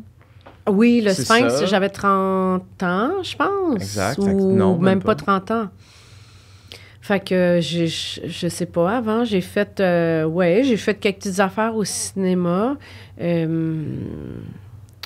Délivrez-moi, je l'ai fait après. Mais ça a été le premier gros rôle, là, je pense, au cinéma, en fait. Ouais, c'est ça. Ouais. Fait que c'était beaucoup d'ouvrages. Elle était tout le temps là, tu sais. Ben oui. Ouais. Ouais. Puis là, je vais sonner comme la pire groupie, mais c'est comment être sur un plateau au Québec en plus, puis tout le décor n'est pas le décor de l'époque. On est dans les années 40, 50 aussi, je pense. Mm-hmm. Ça doit être quelque chose. Tu sais, ce cinéma d'époque-là, je pense que ça se fait peut-être un peu moins ces temps-ci. Oui, c'est ça. Mais ça prend quand même une bonne part du budget. Hein? Ben, c'était impressionnant, c'est Ben le oui. fun. Puis à un moment donné, je me souviens qu'il fallait faire brûler la maison où elle vivait, Monica. Ouais. Puis je me souviens de cette nuit-là, tu sais. C'était beau, hein, quand même. Il y avait, Ben puis ouais. on organisait un gros incendie dehors. Puis... mais c'est ça. Oui, c'est une autre machine. C'était une autre machine qu'on se permettait à ce moment-là. Ben, les costumes aussi, tu sais. Ben oui. C'est que là, ça n'existe plus, ces affaires, ces costumes-là. Il n'y a plus de... où il y en a presque plus, en fait, de costumiers ici à Montréal. Ouais. Il y a beaucoup de costumiers qui ont disparu, puis... Fait que c'est plus difficile pour les filles, en fait, les costumiers. C'est pas juste des filles qui font les costumes. Mais pour ces gens-là, il faut qu'ils aillent, je sais pas, moi, je suis dans les friperies de San Francisco, puis tout ça, puis il faut qu'ils voyagent plus. Mais, ouais, on avait ça. On avait cette possibilité-là de faire ça. Puis comment tu as travaillé une personne qui existe déjà? C'est-tu une angoisse supplémentaire? Est-ce qu'il y avait même des tapes audio de la voix de Monica Lamitraille? Je me souviens pas de l'avoir entendu. Je peux pas dire, moi, j'ai des angoisses. En tout cas, jusqu'à maintenant, ou jusqu'à il y a pas longtemps, j'ai pas d'angoisse nécessairement par rapport à la création, par rapport aux défis qu'on me lance. C'est plus de l'excitation. Puis... donc, j'étais juste excitée, fait que je buvais tout ce que je... Tu sais, puis dans ce temps-là, on n'avait pas Internet, fait que c'était des papiers qu'ils me donnaient, des articles, des photos, des... Mais je me souviens pas de l'avoir entendu, par contre. Puis sa fille... Sa fille, on l'avait rencontrée une fois. Elle était venue une fois avant le tournage. En tout cas, moi, je l'ai rencontrée une fois avant le tournage. Puis elle était venue sur le tournage de Monica quand on a fait... C'était une drôle de journée. On faisait l'accident, on faisait la scène, la fin de vie là, de Monica. Et donc, elle pouvait... Mais elle était jeune là, quand Monica est morte. Mais elle avait des souvenirs où elle avait parlé à son frère qui était plus vieux. Puis... Fait qu'on récoltait comme ça, là, tu sais, à la main, là, vraiment. OK. Les informations sur elle. C'était super excitant. Ah, j'en doute pas. Oui, c'était super excitant. Il y a plein d'autres choses qu'on n'a pas dit sur Monica aussi encore, là. Des petites anecdotes. Ah ouais? C'est vraiment une punk, là. Ouais. Ben, je suis Elle curieux. était capable. Y a-t-il quelque chose qui échappe au film? Parce qu'à un moment donné, il faut faire des choix aussi, là. Y a-t-il des choses comme ça, des anecdotes que tu pourrais mentionner? Parce que... Ben, moi, je me souviens d'une affaire comme Mané assassinée avec son frère, puis elle a tiré dans le pied, là. Fait, yes, ça suffit. Tu sais, c'était... Garde. Je sais pas si c'est son frère ou un gars, ou un de ses amis. Son cousin. En tout cas, tu sais, elle se borderait pas, là. Mais en même temps, c'était une bonne mère, il paraît. Ben non, ça faisait de la bonne sauce à spag, ça a l'air. Ouais. Fait que... j'aimais ça, elle était comme pleine, là, tu sais. Je trouvais aussi que, tu sais, je pense qu'on le ferait plus, là, maintenant, mais c'était une Italienne, là, tu sais, cette fille-là. Je suis pas italienne, on le ferait plus, là, tu sais. Fait que là, moi, j'avais les cheveux longs, blonds. On a tout coupé ça, on a frisé ça, on a mis ça comme brun foncé, tu sais, puis... fait que... Elle était fascinante. Elle est fascinante. Ouais, c'est un beau personnage. Mais ça, c'est quelque chose aussi, juste à travers ta filmographie, il y a plein de choses. André Forcier, il y a quelque chose de très exotique aussi dans son cinéma. Fait que plein de gens prennent des accents qui sont pas le leur. Absolument, moi, j'en ai fait. Ben oui. Ben oui. Moi, ça me faisait du bien de voir ça parce que, tu sais, j'ai grandi sans le souci de ça. Puis c'était un de mes plaisirs de faire des accents, de prendre d'autres accents. Là, ça passerait moins bien aujourd'hui, là. Ben, c'est ça. Ben là, c'est une bonne question à poser dans la filmographie de Marc-André Forcier. Qu'est-ce qu'on fait, par exemple, tu sais, qui est complètement un peu plus déjanté que d'autres choses. Ouais. Ouais. Et c'est pas juste lui, là, tu sais, je veux dire... pas que lui, non. Dans le Sphinx, le chef de mafia est joué par Serge Thériault, tu sais, fait que... Oui. C'est entre autres ça, Très bien joué. Oui, écoute, moi, je me suis amusé, je m'attendais pas à ça, là, tu sais. C'est formidable, ouais. Ouais, c'était vraiment... Écoute, mais toi, ça t'a-tu choqué? Ben, moi, le problème, c'est que on m'a appris que c'était pas correct. Je l'ai jamais senti comme quelque chose qui était pas correct. Je sais pas si c'est comme clair. Oui. J'ai pas cette sensibilité-là juste parce que... sais, moi, dans ma famille, il y a 40% d'Haïtiens, puis, tu sais, faire des accents, je me pratiquais avec mes cousines, puis tout était beau, fait que, tu sais, il n'y a pas de stress là. Puis moi, au contraire, tu sais, pour moi, j'essaie de parler le créole haïtien, même encore, j'aimerais ça surprendre mes cousines pour l'apprendre, fait que pour moi, c'est plus... Il n'y a pas c'est pas méchant, au contraire, c'est de la curiosité, c'est de l'envie, c'est de la curiosité, alors que... Puis c'est aussi la capacité de... Je pense que si tu fais bien un accent puis c'est fait avec amour, ça va passer. Peut-être.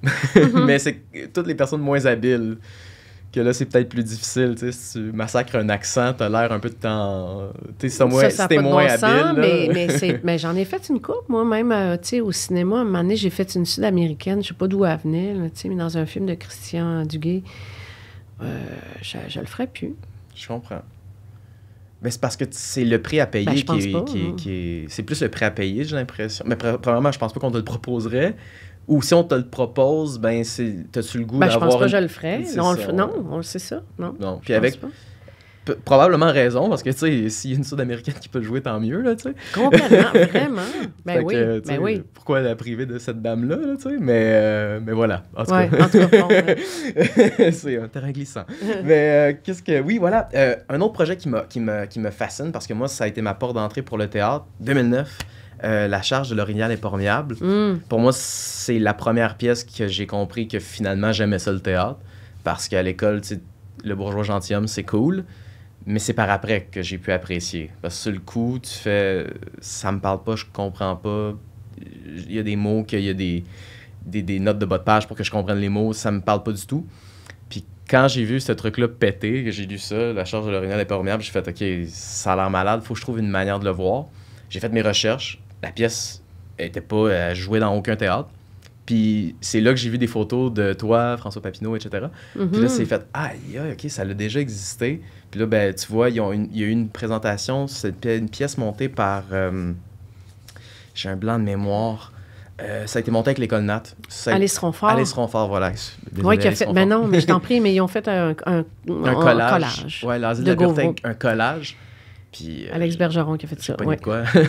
J'ai pas eu de quoi. Ah, moi aussi. C'était quelque chose. Oui, vraiment. Oui.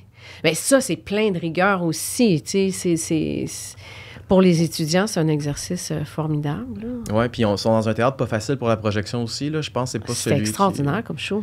Oui. Puis j'allais dire, tu sais, Claude Gauvreau, peut-être pour ceux qui ne savent pas c'est qui, c'est un homme qui est vraiment notre poète maudit, peut-être avec Néligan, là, un homme qui a inventé une langue qui s'appelle l'explorien. Puis des fois, ça peut, autant que j'adore ce qu'il fait, au vraiment premier niveau, autant par moment, tu regardes de lui qui parle l'explorien, puis il est en sueur, puis galamuche, puis là, tu fais...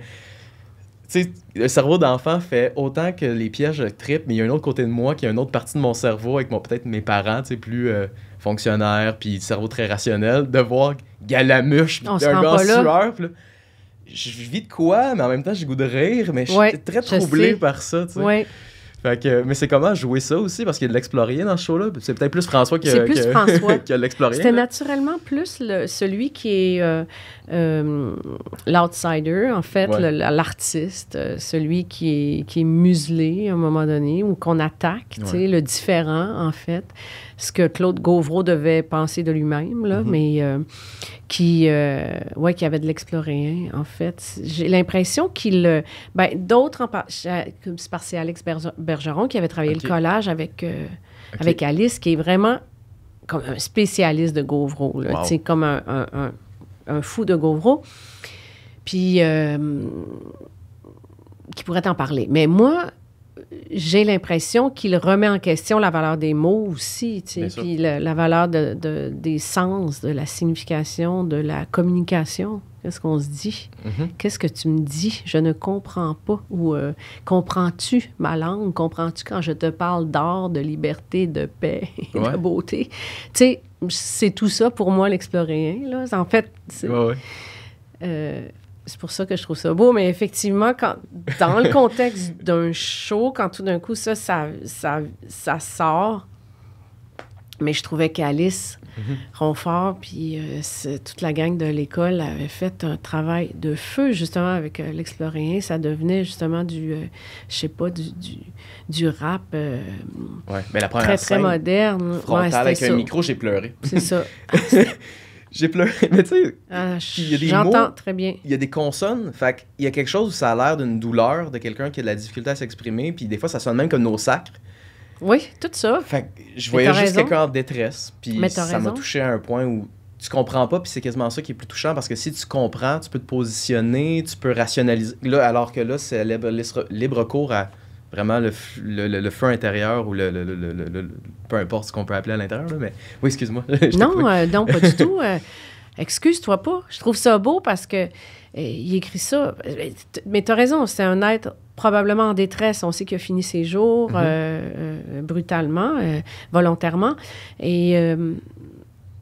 Mais quand même, ça date de 1900, je sais pas, 50 ou 60, ce texte-là. Je sais plus, là.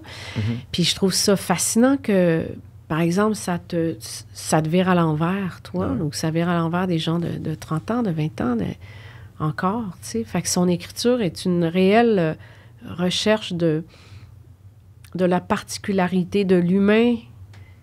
Puis il en a vraiment fait une...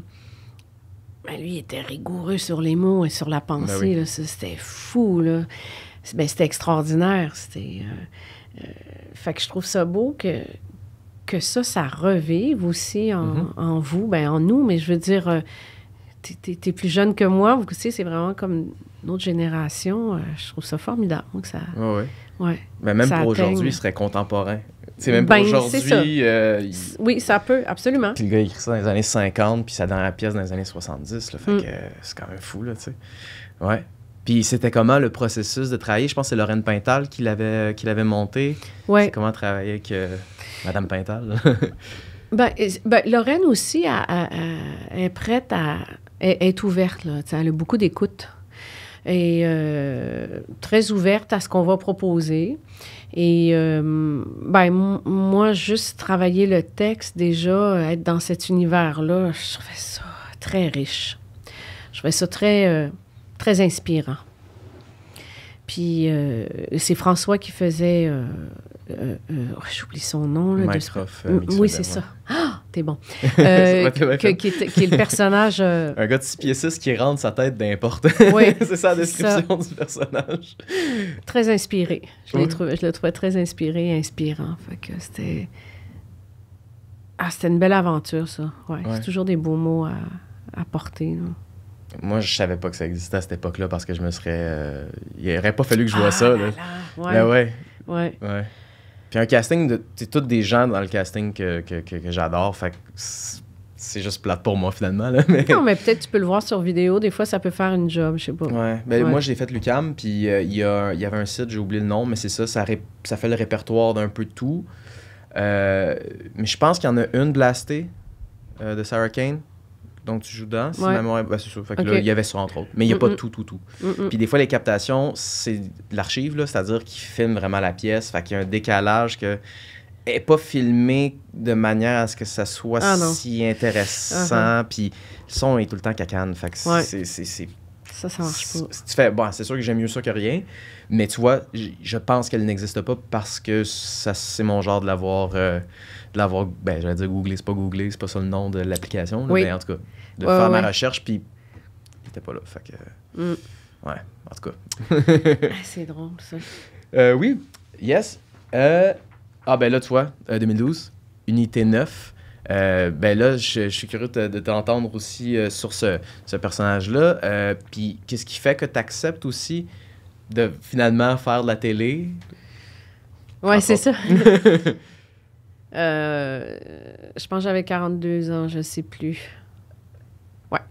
Et je me suis dit, je vais aller voir pourquoi j'ai refusé tant d'années. Au moins, tu parles de ce que tu connais. À faire de la télé. Oui, c'est ça. Après, j'en parlerai, tu sais. Puis, c'était un beau personnage qu'on me présentait. Et ça faisait un lien direct avec Délivrez-moi, en fait. Je te raconterai pourquoi. Puis Jean-Philippe Duval, j'avais comme je le connaissais pas, mais j'avais comme un feeling que c'était intéressant parce qu'on s'est parlé. quand je faisais les auditions, puis je pense que je suis retournée faire une deuxième audition. En tout cas, on se parlait, tu sais. On se parlait aussi parce que j'étais occupée à d'autres choses. Fait que, sur un autre show de télé, fait que j'avais accepté aussi. Je faisais 1 sur 2 à ce moment-là, tu sais. Mais ça, c'est une autre affaire. T'es dehors, t'es tout le temps... tu es en location, c'est une autre affaire. Mais en studio, 1 sur 2, ça, j'ai fait... je veux dire, à unité 9, je faisais... attends une minute, qu'est-ce que je fais avec ça?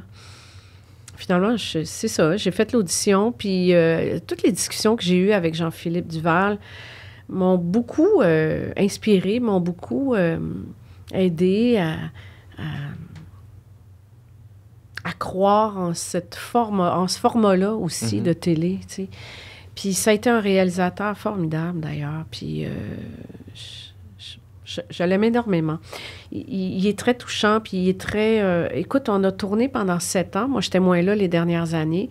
Mais jusqu'à la fin, chaque scène, il est intéressé et il est touché, si ça a été touchant, et il est directif aussi, dans le sens qu'il n'arrête pas de diriger. Il est pas... je ne l'ai jamais vu sur le pilote automatique.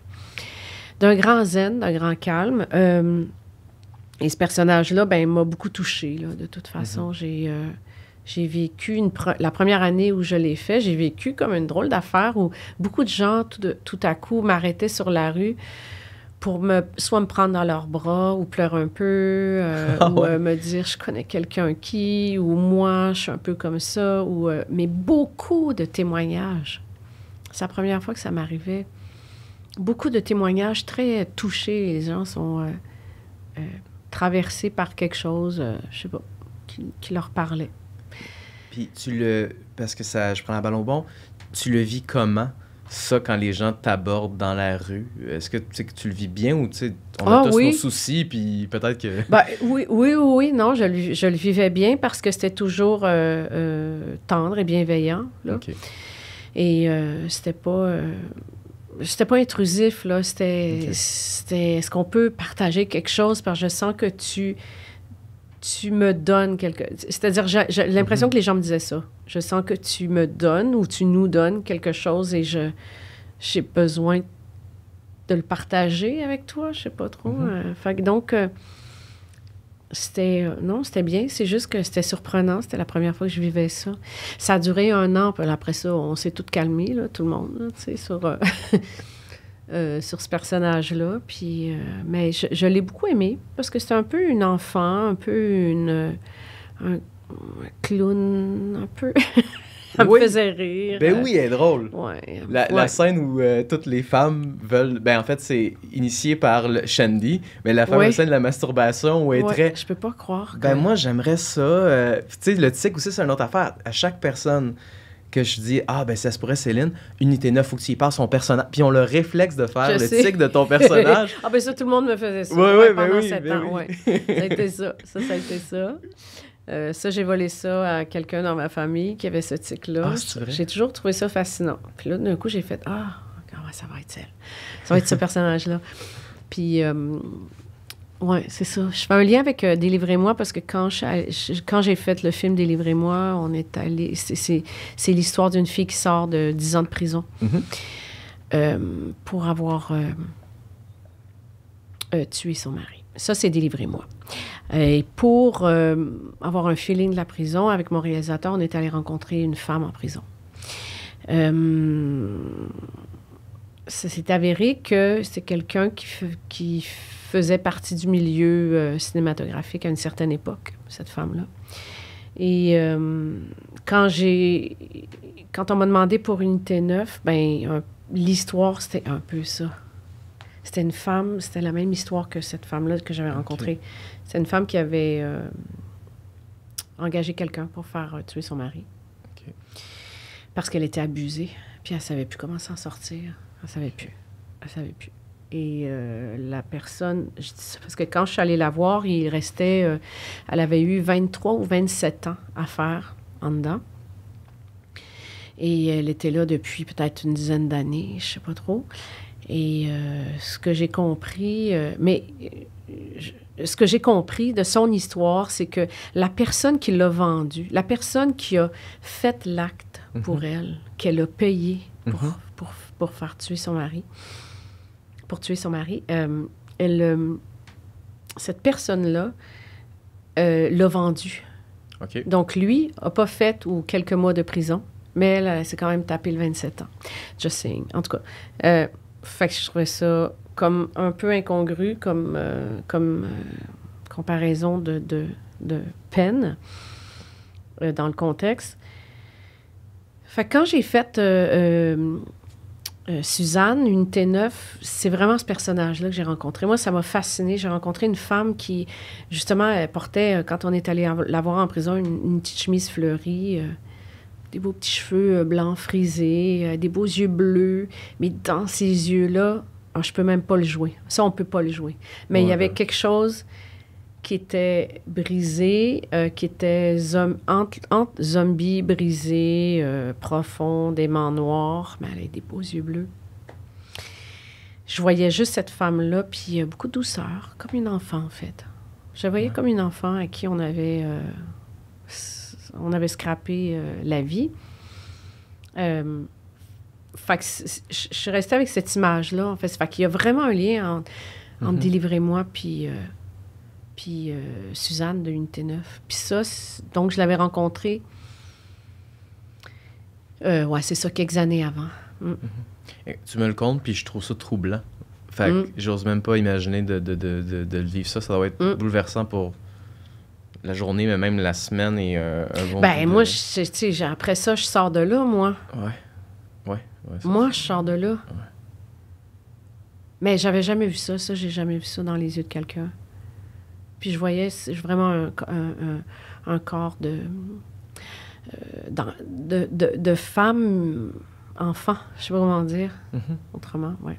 Ben, je trouve que ton personnage d'Unité 9 aborde absolument dans ce sens-là. C'est exactement ça. Pas de défense. Je la trouvais cute, charmante, attachante au bout, parce que justement, elle se met constamment les pieds dans les plats, tu sais. Quand elle a de la drogue, quand elle va consommer... En fait, il y a des gens qui font rentrer de la drogue en prison, et cette dame-là qui fait rentrer de la drogue en prison, évidemment, veut quelque chose en échange, mais elle, très premier degré souvent, là, en fait, pas mal tout le temps, de...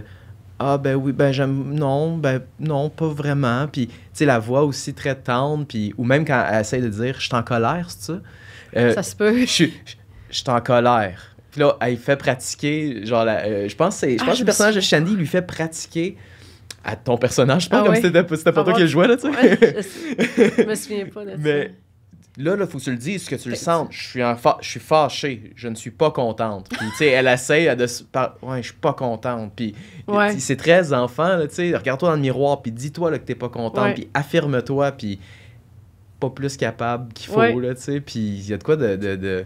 Mais ça existe, je l'ai rencontrée. Moi, une femme qui probablement... En tout cas, moi, j'extrapolais, je me disais probablement ça, pas dans une situation qui la rend incapable de s'affirmer. Fait à un moment donné, ben, il faut j'en sors pas. Je suis dans une prison. Fait que je vais me débarrasser de ma prison. Mais c'était juste pas la bonne solution. Mais c'est ça que je me disais de Suzanne. C'est un personnage qui a pas de malice, peut pas s'affirmer, il y arrive pas. Fait qu'elle est constamment écrasée, frappée, violentée, puis à un moment donné, pouf, il y a probablement quelque chose qui a... Ben, elle a fait tuer son mari. C'est ça qu'on apprend à un moment donné. Oui, exact. En tout cas, ça existe. J'imagine qu'il y a plein de cas, mais pas que des femmes aussi. Ouais. Je sais pas, en tout cas. Puis j'allais dire, je trouve que tu sembles revendiquer une grande liberté. Pas revendiquer, genre, je suis libre, mais vraiment dans tes choix. Tu sais, on dirait que j'ai l'impression que le métier du cinéma s'est fait, puis le théâtre aussi, parfait pour toi. De travailler intense pendant une certaine période de temps, on va sur un nouveau défi, un nouveau projet. Ça a l'air d'être quelque chose qui t'allume. Mais je me pose la question, c'est comment travailler sur Unité 9 quand on fait 25 épisodes de 45 minutes et que ça dure sur 7 saisons, est-ce que tu l'as vécu comme quelque chose de bien parce que tu as beaucoup de travail ou d'un autre côté, tu te sens peut-être prise là-dedans? Ou... Ben, au début, j'ai trouvé ça difficile parce que c'était pas ma famille, je connaissais pas les gens, c'était quelque chose que je voulais pas faire dans ma carrière. Puis à un moment donné, ça s'est présenté, tu sais. Mais au début, on dirait que ça cassait ce que tu peux peut-être nommer comme une envie de liberté ou, je sais pas, un genre de réflexe qui était autre, en tout cas. Fait que j'ai eu de la difficulté à m'adapter puis à rentrer. Moi, je suis quelqu'un qui a besoin d'être dehors tout le temps. Il faut que je vois l'extérieur. Faut que... Ouais, je dis toujours, moi, je suis née avec le cordon autour du cou, là, puis ça paraît. Mais c'est vrai, en plus. Fait que je sais pas si c'est... Je me sens facilement soit envahie ou... faut que j'aille de l'air, tu sais. Mm-hmm. Faut que j'aille de l'air. Rentrer dans des sous-sols pour passer la moitié de mon année... Fait que quand je suis rentrée, les premières semaines, j'ai trouvé ça rough. À un moment donné, c'est que t'aimes les gens, ça travaille bien, les textes étaient intéressants. Mm-hmm. Daniel nous donnait des défis à jouer. Donc, à un moment donné, tu aimes ça, tu aimes la famille, puis tu aimes... Mais j'aimais pas rentrer dans des sous-sols de Radio-Canada. Je sais pas qui aime ça. Mais le travail qui en ressortait, c'était satisfaisant. Mm-hmm. Mm. Puis ça, c'est une autre affaire aussi, c'est comment de jouer avec un casting, c'est All-Star, là. Je pense qu'il n'y a pas d'équivalent vraiment, là, en termes de qualité de performance et d'acteur. Je veux dire, en tout cas, c'est peut-être juste moi qui projette j'apprécie particulièrement ces actrices-là et cet acteur-là qui est François Papineau. Ouais. Même, j'allais dire, il y a d'autres hommes aussi qui jouent très bien. Exactement. Fait que c'est ça. Mais j'allais dire... il y a plein de gens qu'on connaissait pas aussi à ce moment-là. Ève Landry, Debbie Lynch, ouais. Debbie Lynch, puis écoute, il y en a une couple là, qu'on a connue grâce à Unité 9. Mm-hmm. Et je dois dire que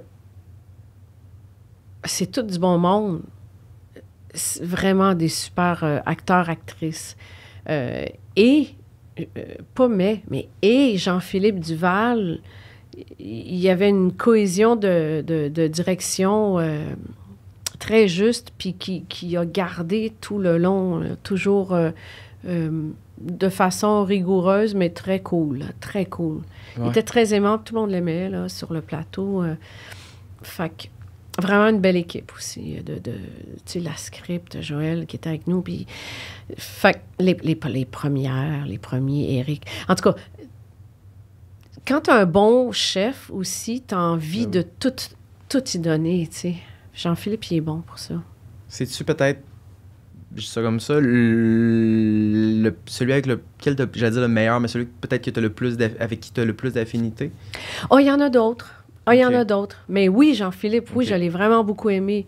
Mais, tu sais, j'ai travaillé aussi, tu sais, comme on parlait de Marc-André, que j'aime pour telle raison. Stéphane Lapointe, avec qui je viens de travailler une affaire criminelle, il me fait capoter. Ce gars-là, il est tellement toujours dans le ludisme et dans le sérieux du travail. Je sais pas comment il fait. C'est beaucoup d'énergie, de concentration. Non, j'ai rencontré beaucoup de réalisateurs et réalisatrices que j'aime beaucoup. Je peux pas tous les nommer, mais ça en est effectivement Jean-Philippe, puis puis Stéphane. Puis Stéphane, ouais, c'est ça. Wow! Et 2015, tu fais Forbidden Room, qui est un film de Guy Maddin, que personnellement, j'ai un ami qui vient de Winnipeg, donc c'est lui qui m'a initié. Puis quand j'ai découvert ce réalisateur-là, j'en suis pas revenu. Là. Il y a un film qui s'appelle... Est-ce que tu connaissais son œuvre avant, un peu son... Oui. Oui. Parce que sinon, tu peux faire le saut, là, tu lis le scénario, tu fais « Qu'est-ce qui se passe? Comment je vais jouer ça? » Puis, fait que, ouais, exact. C'est comment... C'est pas la première fois que tu joues en anglais non plus, fait que, mais j'allais dire, c'est comment jouer pour Guy Maddin? Est-ce que c'est lui qui t'approche? Il est très francophile aussi? Ben moi, c'est ça, moi, ça faisait longtemps que je le connaissais, que je connaissais son œuvre. Puis j'ai pas mal, je pense, tout vu de ce qu'il a fait. Ah ouais, mais avec fascination. Et à un moment donné, c'est trop long ton film, mais fasciné, là, comme scotché quand même. Et la première fois, c'était un hasard parce que c'est encore l'ère de la télé, là, où tout à coup, il se passe quelque chose à la télé, puis tu l'écoutes parce que c'est là que ça se passe. Et bien là, j'ai rien compris. Là. J'ai fait « Qu'est-ce que c'est ça? Comment ça que j'aime ça de même? » J'étais tellement excitée. Là, j'ai compris que c'était Guy Maddin. Puis là, j'ai compris que c'était un gars de Winnipeg, puis tout ça. Puis à un moment donné, je m'en vais à Winnipeg. Je sais plus ce que je faisais. Ah, je pense que je faisais la cloche. Je sais pas si je faisais la cloche de verre ou je tournais quelque chose d'autre. Et une fille que je rencontre après... on buvait une bière, une gang, puis elle me dit « Oui, je suis la costumière de Guy Maddin. » Je fais « Pardon, pardon, est-ce que je peux te toucher? » J'étais, mais j'ai fait « Mais moi, je veux tourner avec, puis je veux tourner avec lui. » Puis je pensais que c'était quelqu'un de très, qui était, tu sais, que tu pouvais pas approcher. Ouais. Puis elle me dit, non, mais regarde, elle dit, écris-lui, je sais pas trop. Puis ça m'a tellement craqué que je lui ai écrit. Donc, avant de faire ce film-là, 15 ans avant, je lui avais, ou à peu près, là, je lui avais écrit. Mais est-ce que ça s'est rendu, tu sais? Puis j'avais dit, hey, moi, j'ai tout vu, vos films, je veux tellement... Hey, regarde, je suis une actrice, mais garde, je sais bien que, bon, moi, je veux jouer dans ton film, c'est tout, dans un de tes films, c'est tout, tu sais. Puis... voilà, pas de réponse. Puis c'est pas grave, la vie continue, tu sais, mais j'étais eager de travailler avec ce gars-là. Là. Et quand j'ai su qu'il venait à Montréal, ben clairement, j'ai dit, moi, il me connaît pas, mais moi, je veux travailler avec, tu sais, puis tout ça. Puis mon agent, bon, je sais pas, ça a pogné de quoi, a pogné le courant. Puis il y a quand même beaucoup d'acteurs, là, qui ont travaillé à Montréal. Là, ben oui, l'UDO complet a joué pour lui. Beaucoup. Sauf sauf quelques-uns. Mais je veux dire, on était une gang, tu sais, puis ben du monde qui le connaissait pas. Fait que moi, la première fois, je suis allée voir, j'ai dit « Where the fuck were you? » J'ai dit « Ça fait 15 ans que je t'ai écrit, puis tu m'as pas réécrit. » Il a fait. Mais c'est ça. Fait que j'ai trouvé ça fascinant de le voir aller, mais ça m'a complètement déboussolée parce que là, lui, il te demande beaucoup d'improviser. OK. Ah, lui, il est complètement... Tu sais, on parle de liberté. Aïe, aïe. Fait qu'il fait improviser. Tu sais, t'as du texte, mais rendu là, il fait... Ah, essaye ça, puis mets-toi un linge là-dedans, puis fais-les passer en avant de même. Puis là, ils vendent, puis d'un coup, tu reçois de la slotch, puis là couche-toi, puis fais juste ça de même, puis là, la caméra bouge. Tu comprends rien de ce qui se passe, mais il est en train de faire de l'art, le live. Puis j'étais stressée. J'ai rien compris. Tu sais, ça a duré, je pense, 2 jours ou même pas, je sais pas trop, peut-être 2 jours. Mais j'ai trouvé ça stressant parce qu'improviser en anglais, je fais, ben, pas tant. Si je peux parler en anglais, mais t'improviser quelque chose... Qui va rester, là, tu sais. Ben, devant toi, un génie, moi, que je trouve du cinéma contemporain, je fais, comment je peux être adéquate, là, tu sais. Mm-hmm. Fait que ça m'a bien stressée. J'ai trouvé l'expérience trop stressante. OK. Fait que tu l'as moins vécu, peut-être? Ben oui, ça fait 15 ans que j'attends. Puis là, d'un coup, je fais... Hey, j'ai pas de texte. Ouais, tu sais, une ligne là, puis là, il fait, hey, on va faire une autre scène avec toi, on va faire ça, non, tu sais. Fait mais c'était formidable pareil, là, tu sais, mais j'ai fait, oh my God, j'espère que j'ai fait quelque chose qui a de l'allure, tu sais. Puis après, tu le vois, tu fais, ben oui, tu sais, mais on me voit, je me demande, on me voit, là, tu sais, je suis là, mais... Tu joues Ève de Merincourt, l'avocate de la société... Oh mon Dieu, t'es bon. Attends, avocate de la génération disparue. Ah, voilà. C'est beau. Mais ben, c'est un être que j'admire énormément. Il y a personne, là. Là, il y a personne qui fait ce qu'il fait. J'ai 2 questions. La première, c'est lequel ton préféré? S'il y en a un. De Guy Maddin? Je me souviens plus des titres, par exemple. C'est bien correct. Mais naturellement, je trouve le plus accessible, c'est The Saddest Music of the World. Ça, c'est mon préféré. C'est le plus accessible. Ouais. Mais j'aime bien... c'est parce que ça fait un petit bout de temps quand même, là, tu sais, ça fait longtemps que j'ai regardé ces films. Je te demande de spot, je suis pas fin, là. Non, mais... puis je trouve qu'il y a des... tous ces films me fascinent de toute façon. Je trouve que sa façon de filmer, ses décors complètement rococo, barococo, flyés... tout me fascine. Ben oui. Mais c'est vrai que je trouvais ça un peu plus accessible, celui-ci. Bien sûr. Mais c'est les castings aussi qui n'ont pas de bon sens. Ouais. Isabella Rossellini Ouais. et l'autre acteur, je pense, c'est McKenna, son nom de famille, je pense. Puis il a fait partie de... Il faisait du stand-up au Canada anglais. C'est un humoriste à la base. Fait que ça, c'est son casting. Là, tu sais, toi qui joues dans le film aussi, je suis comme, c'est tellement génial. Pascal Bussière aussi, elle joue dans un de ses films. C'est ça, un moment donné, j'ai vu, Pascal, elle joue dans un de ses films, donc il doit être accessible, ce gars-là. Oui. En tout cas, il doit venir à Montréal ou il doit Mathieu connaître... Malric aussi, là, tu sais. Je pense qu'il trippe aussi, il est très francophile, fait que ouais. Oui, aussi, ouais. Ouais. Puis, est-ce que c'est le seul à qui tu as écrit ou tu le fais des fois, une fois de temps en temps, là, tu sais, de lâcher une petite lettre? C'est le seul à qui j'ai écrit ça. Wow, OK. Par contre, si j'aime un film ou tout ça, c'est je vais...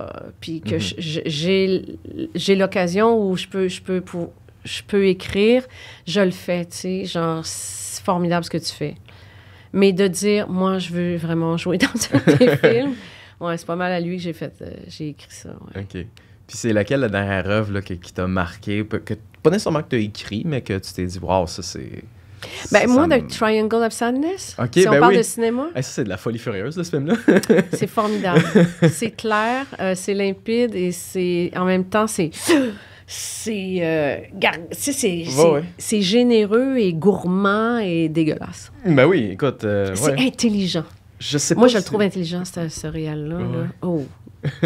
Ruben Östlund. Ouais. Ben oui, c'est ça, mais j'allais dire, je sais pas si tu sais, c'est quand même sorti récemment, fait que je sais pas à quel point j'en parlerai, mais il y a une scène là, où tous les riches se retrouvent à dégobiller, fait que ça, c'est quelque chose, je m'attendais pas à ça. Je trouve vraiment que le film shift à partir de ce moment-là. Oui. Tu sais, on nous propose quelque chose, puis tu fais, OK, super. Puis là, à un moment donné, je change complètement de direction. Puis là, ça devient, écoute, il y a une île déserte. Il se retrouve sur une île déserte. Tu fais, OK, tu sais, j'en ai vu des films. Mais là, ça prend vraiment une direction là, où tu peux... Personne n'aurait pu deviner loin. Ça. Ben, bien sûr que non. Puis c'est ça, mais il va, puis là, c'est long, puis c'est long, puis c'est long. Mm-hmm. C'est ça que j'aime. Ben oui. Non, c'est fou. C'est beau.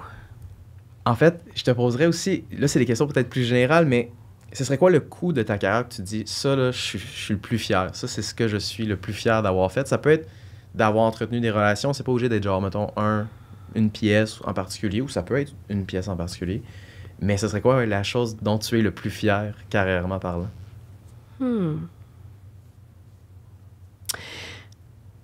Je pourrais dire que je suis fière ou contente d'allier vraiment... encore une fois, je te dirais la rigueur et la liberté, okay. C'est-à-dire le décalotage, je dirais, et la racine. Okay. La rigueur que j'ai connue en musique, je te dirais, puis le langage déflaboxé que le théâtre m'a permis, puis avec un espace noir, un espace complètement ouvert, d'avoir marié ça, puis de continuer à le vivre à travers pas mal tous les projets que je fais. Ça, je suis contente de ça. J'aime ça. Donc, j'imagine que c'est une fierté aussi. Pour vrai, là, la fête des morts, ça a été un paroxysme de quelque chose, parce que je te disais que, tu sais, c'est de la création. Moi, j'aime la nuit énormément. Il faut que je sois dehors. Fait qu'on était tout le temps dehors. Oui. On répétait le plus souvent possible dans le cimetière, dehors.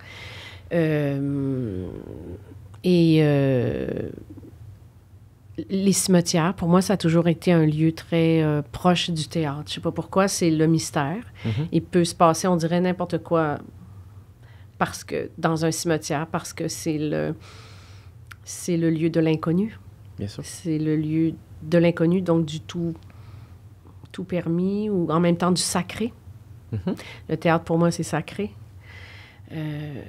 Plus qu'une église, le cimetière. Plus parce qu'il y a des âmes, parce que, je sais pas, j'ai passé beaucoup de temps de mon enfance et mon adolescence dans les cimetières. Ah ouais. Fait que quand je suis arrivée, puis Nathalie Claude aussi, fait que quand on est arrivé dans ce show-là, avec toute la folie, puis on éclairait tout au spotlight, tu sais, à lampe de poche, à la batterie de char, tu sais, il n'y avait aucun fil qui rentrait dans le cimetière, fait que c'était handcraft, tu sais. Puis ça a été une belle expérience. On rentrait toute la gang dans le local. Après ça, on s'en allait en auto dans le local de Momentum, puis on se mettait en pyjama, puis on mangeait du ragoût. Quelqu'un avait fait du ragoût, une fondue au fromage. Non, c'est comme toute une expérience extraordinaire. Puis là, on riait, on se donnait des notes, on s'en donnait pas. Puis tout ça, le cimetière, puis tu sentais que c'est toujours des gens qui étaient comme estomaqués de leur expérience aussi. Ça a été vraiment une belle expérience. Je suis très fière de ça. Je suis fière de plein d'affaires. Je suis fière de plein d'affaires dans plusieurs ou dans presque tout ce que j'ai touché, là, tu sais. Puis des fois, des rencontres avec justement des artistes avec qui j'ai de réelles discussions sur qu'est-ce qu'on fait, tu sais. Je suis fière aussi de parler, d'avoir un métier qui me permet de parler de l'être humain, puis de l'humain, puis de l'humanité à tous les jours, puis d'essayer de décortiquer. Ben oui. Et si... ça peut être un jeune acteur, j'allais dire une jeune actrice, si tu avais un conseil à donner à cette jeune actrice-là qui débute, ça peut être super large ou ça peut être super simple, mais qu'est-ce que tu lui dirais? Parce que j'en connais, moi, qui t'admire. Fait que si jamais on peut parler à ces jeunes dames ou même ces jeunes hommes qui désirent avoir le même genre de carrière que t'as. Ah, ben, chacun sa direction. Je suis pas une grande... les conseils... Je suis pas tant pour les conseils, mais ce que je peux dire, c'est d'être... Ce en quoi je crois. Beaucoup d'écoute dans la vie de tous les jours, parce que c'est comme ça que tu t'imprègnes tu imprimes des choses. Puis de continuer, même si tu es dans une période où tu travailles moins, de continuer à réchauffer ta curiosité, puis à aller dans différents sens. Beaucoup de lectures, de dessiner, parce que dessiner est une concentration, puis ça demande de la rigueur, ça demande du regard, de l'écoute, ça demande... c'est un exercice. Différents exercices comme ça, de toujours se garder curieux, éveillé, mais pour regarder vraiment l'humain et sa matière, là, puis la matière qu'on fait, au lieu de se regarder soi-même, tu sais. C'est pas facile. Parce que, oui, ça prend une part d'ego pour monter sur une scène, puis de vouloir être regardé, mais si ça s'arrête là, s'il n'y a pas de curiosité sur l'autre, ça sert à rien. Ouais. Je ne sais même pas si c'est un conseil. Mais un conseil, ça peut de ne jamais écouter les conseils des autres aussi, mais je comprends. Ça, mais ouais. Toujours aiguiser sa curiosité, en tout cas, puis l'écoute. Puis, est-ce qu'il y a un rêve que tu n'as pas encore fait? Y a-t-il quelque chose que tu n'as pas encore fait à travers tout ça, que tu te dis ça, là, ça manque? Oui, mais pas nécessairement dans le jeu, mais peut-être faire plus de... Je sais pas... c'est-à-dire, je le sais, mais j'ose à peine en parler, en fait. T'sais, parce que j'ose à peine en parler. Mais oui, il y a d'autres choses que je voudrais faire, oui. OK, parfait. Mais plus, ouais. Parfait, on garde ça secret. Dans un autre compartiment de ce métier-là, ouais. OK. Et j'ai une question. Comment on fait pour perdurer, j'allais dire exceller là, sur toutes les périodes que tu fais ce métier-là? Je veux dire, j'ai trouvé des trucs à toutes les périodes. Comment on fait pour perdurer? Comment on fait pour... Je sais pas. Moi, j'essaie de... c'est ma nature aussi, c'est que chaque projet soit l'ultime, dans le sens... soit l'ultime, puis conserver sa passion envers chaque projet que tu fais. Ça aide à le creuser, ça aide à le travailler aussi mieux, je trouve. Puis... c'est difficile de dire comment on perdure, mais je pense que c'est l'intérêt qui est encore là. Puis une espèce de feu. Je cherche encore. Tu sais, il y a Ben des oui. affaires qui me nourrissent moins, des fois. Je veux Ben dire, ça se peut, là. Ça fait 30 ans, 35 ans que je fais ça, là. Mais qu'est-ce qui encore met de la lumière dans mon questionnement, mes désirs? Ouais.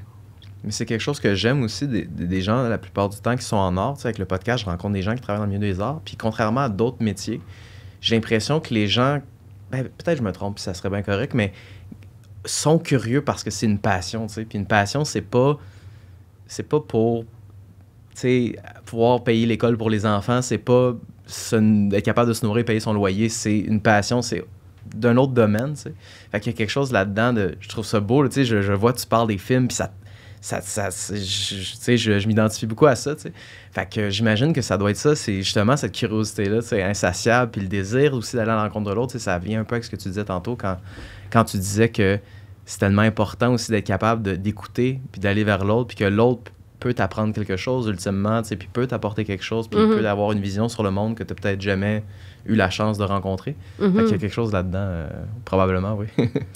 Oui, mais comment tu réchauffes comment tu gardes cette passion-là? Ben, Ouais. Ça t'arrive-tu d'en avoir ta claque, là? Tu fais, me semble, je fais autre chose, là. Oui. Ben, je pense qu'on rêve tous des fois, si j'avais tourné à droite plutôt qu'à gauche, là, tu sais, je me serais ramassée où? Qu'est-ce que je ferais, tu sais? Oui, des fois, oui. Mais je suis toujours fascinée. C'est-à-dire que moi, dans mon métier, dans le contexte dans lequel je le fais, oui, des fois, je suis fatiguée. OK. Mais jamais de rencontrer l'art. Jamais, jamais, jamais. Parce que c'est plein ben, c'est des réflexions et des questionnements sur le réel, sur la vie, sur ce qu'on fait, sur les échanges. Et c'est sans fin. Je suis toujours fascinée. Puis ça, je remercie, je sais pas qui, mais moi-même, peut-être, d'être intéressée à l'art. Parce que ça me fait mieux comprendre le réel. Mieux l'accepter. Puis c'est une question peut-être un peu groupie, mais ou cliché, mais t'aurais fait quoi sinon? Est-ce que t'as une idée? Si t'avais pas été actrice, qu'est-ce que t'aurais fait? Bien, c'est sûr que j'aurais été... Bien, c'est sûr, dans le sens que j'aurais été soit... J'aurais écrit ou bien j'aurais peint, j'aurais été une musicienne. Clairement, c'est sûr. T'aurais pas pu faire quelque chose qui est pas dans les arts? Ah ben non, par exemple. OK, parfait. Non, je peux bien faire des meubles. J'adore faire des meubles ou du ski de fond. Mais je suis pas sûre que j'aurais passé toute ma vie là-dedans. OK, Ouais. génial. Ben écoute, je n'ai plus de questions. Je t'inviterais en fait à plugger peut-être, en bon français, tes projets qui s'en viennent ou qu'est-ce qu'on peut voir prochainement qui s'en vient. Ce dont je peux parler, c'est Rome. Ben Justement, une pièce dirigée par Brigitte Henkens. C'est 5 Shakespeare, le cycle romain de Shakespeare, alors qui commence début avril, 4 ou 5 avril, à l'usine C. C'est la seule chose que tu peux pour le moment? Oui. OK, parfait. Oui. Parfait. Ah ben j'allais dire c'est déjà sorti, mais je pense que le Rendez-vous du cinéma québécois le projette, mais au nord d'Albanie, que j'ai vu. Ah oui, ben ça, c'est sorti, ouais, quand même, cet automne, mais oui. Oui. Fait que si jamais vous voulez repogner, s'il y a quelques captations, moi, je l'ai écouté sur mon ordi, sur Apple TV, mais bon, mais que j'ai beaucoup aimé, que j'ai vraiment, vraiment, vraiment beaucoup aimé. Fait que voilà. Ben, Céline Bonnier, merci beaucoup. Merci à toi.